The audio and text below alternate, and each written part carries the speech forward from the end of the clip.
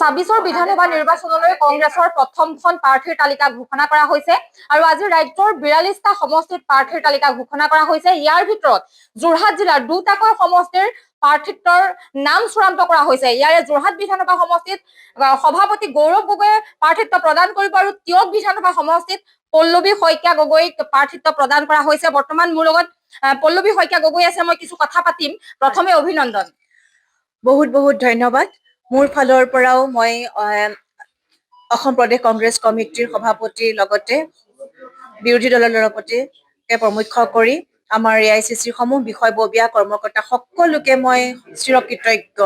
পুনৰ এবাৰ তিয়ক সমষ্টিৰ পৰা আপোনাক প্ৰাৰ্থিত্ব প্ৰদান কৰা হৈছে। ইয়াৰ পূৰ্বেও আপুনি তিয়ক সমষ্টিৰ পৰা প্ৰাৰ্থিত্ব আগবঢ়াইছিল আৰু এইবাৰ 26ৰ বিধানসভা নিৰ্বাচনত আজি যিহেতু প্ৰাৰ্থীৰ নাম ঘোষণা কৰা হৈছে, আপোনাক তিয়ক সমষ্টিৰ পৰা প্ৰাৰ্থিত্ব প্ৰদান কৰা হৈছে, কি ক'ব এই মুহূৰ্তত?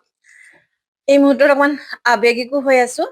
মই প্ৰথমতে ক'ম যে মই তিয়ক সমষ্টিৰ তৃণমূল পৰ্যায়ৰ কৰ্মকৰ্তা, বুথ কমিটি, মণ্ডল, block, district Congress, youth Congress, মহিলা কংগ্ৰেছ, সেৱা দল, NSY, য়ং ব্ৰিগেড আৰু আমাৰ যিমানখিনি কংগ্ৰেছ দলৰ চেল আছে, মই সকলোকে আশীৰ্বাদ বিচাৰিছো, সকলোৰে আশীৰ্বাদ বিচাৰিছো আৰু তেওঁলোকৰ আশীৰ্বাদৰ আজি এয়া হৈছে আৰু প্ৰভু ভগৱন্তই মোক এবাৰ আশীৰ্বাদ কৰক।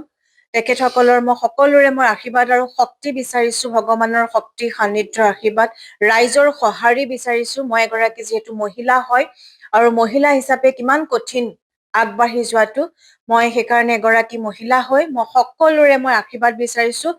এবাৰ এগৰাকী মহিলা, আমি সকলোকে কৈ থাকো যে মহিলা শক্তি, মহিলা শক্তি। মই তিয়কবাসী ৰাইজ, তিয়ক সমষ্টিৰ প্ৰতিজন ভোটাৰ মই হাতযোৰ কৰি আপোনালোকক আচলতে মই ক'ব বিচাৰিছো, এগৰাকী মহিলা হিচাপে মোক আশীৰ্বাদ আৰু মোক শক্তি আৰু সহায় সহযোগ আগবঢ়াওক। মহিলাগৰাকী যাতে মই পল্লৱী শইকীয়া গগৈ মই যাতে আগবাঢ়ি যাব পাৰো, আপোনালোকৰ যাতে বিপুল সঁহাৰি মই পাওঁ। নতুন নতুন মানুহ লগ পাইছো, কংগ্ৰেছৰ কৰ্মকৰ্তাসকলক লগ পাইছো, যথেষ্ট ভাল মানুহ মই লগ পাইছো। মোৰ কপাল যে মই ইমান ভাল কৰ্মকৰ্তা লগ পাইছো।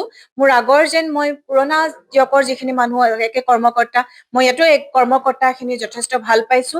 মই আশাবাদী তৃণমূল পৰ্যায়ৰ কৰ্মী, মণ্ডল, বুথ ব্লকলৈকে একেবাৰে ডিষ্ট্ৰিক্টলৈকে যিসকল কংগ্ৰেছৰ কৰ্মকৰ্তা আছে, কৰ্মকৰ্তাসকলে অশেষ কষ্ট কৰি আছে আৰু কৰিব। তেখেতসকল একোজন ভাল যুঁজাৰু শক্তি আছে, সেই শক্তি আমাক আগুৱাই নিব বুলি মই আশাবাদী আৰু মই ৰাইজৰ আশীৰ্বাদ বিচাৰিছো।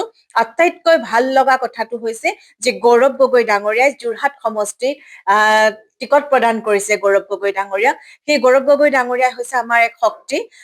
অসম প্ৰদেশ কংগ্ৰেছ কমিটিৰ সভাপতি ডাঙৰীয়া, মই তেখেতকো আন্তৰিক অভিনন্দন জ্ঞাপন কৰিছো আৰু তেখেতৰ সৈতে হাতে হাত ধৰি আমাৰ দলটো আগুৱাই যাব আৰু ৰাইজৰ মই বিপুল সঁহাৰি আৰু আশীৰ্বাদ মই পুনৰবাৰ সকলোকে সেৱা জনাইছো। এগৰাকী মহিলা হিচাপে মই আশীৰ্বাদ বিচাৰিছো ৰাইজৰ, তিয়ক সমষ্টিৰ ৰাইজ, আপোনালোকে এবাৰ মোক আশীৰ্বাদ কৰক, সহায় সহযোগ আগবঢ়াওক। আপোনালোকে যাতে মোক বিপুল ভোটেৰে জয়যুক্ত কৰে, মই তাৰে আপোনালোকৰ পৰা আশীৰ্বাদ বিচাৰিছো। হয়, এয়া হ'ল তিয়ক বিধানসভা সমষ্টিৰ কংগ্ৰেছৰ প্ৰাৰ্থী পল্লৱী শইকীয়া গগৈ আৰু মোৰ সহযোগে দেখুৱাব এয়া টিকট প্ৰদান কৰাৰ পাছতেই তেখেতৰ বাসগৃহত উপস্থিত হৈছেহি দলৰ কৰ্মকৰ্তাসকল। তেখেতক অভিনন্দন জ্ঞাপন কৰিছে, ফুলাম গামোচাৰে তেখেতক অভিনন্দন জনাইছে। এয়া বৰ্তমান তেখেতৰ বাসগৃহৰ পৰিৱেশ দেখুৱাইছো। কংগ্ৰেছৰ যিগৰাকী প্ৰাৰ্থী পল্লৱী শইকীয়া গগৈক এয়া তেওঁৰ শুভাকাংক্ষীসকলে, কৰ্মকৰ্তাসকলে কংগ্ৰেছৰ অভিনন্দন জ্ঞাপন কৰিছে আৰু এক আৱেগিক মুহূৰ্ত। ইতিমধ্যে প্ৰাৰ্থীগৰাকীও যথেষ্ট আৱেগিক হৈ পৰিছে, কিয়নো পূৰ্বেও তেখেতে তিয়কৰ পৰা প্ৰাৰ্থিত্ব তেওঁক দিয়া হৈছিল। তেখেত পূৰ্বেও নিৰ্বাচনত অৱতীৰ্ণ হৈছিল আৰু এইবাৰ অধিক আশাবাদী, যিহেতু APCCৰ সভাপতি গৌৰৱ গগৈ যোৰহাটৰ পৰা তেওঁৰ টিকট প্ৰদান কৰা হৈছে। তেখেতে যোৰহাটৰ পৰা প্ৰাৰ্থিত্ব আগবঢ়াব আৰু তাক লৈ এতিয়া যথেষ্ট সুখী বুলি উল্লেখ কৰিছে আৰু এয়া হ'ল 99 নং তিয়ক বিধানসভা সমষ্টিৰ কংগ্ৰেছৰ প্ৰাৰ্থী পল্লৱী শইকীয়া গগৈ।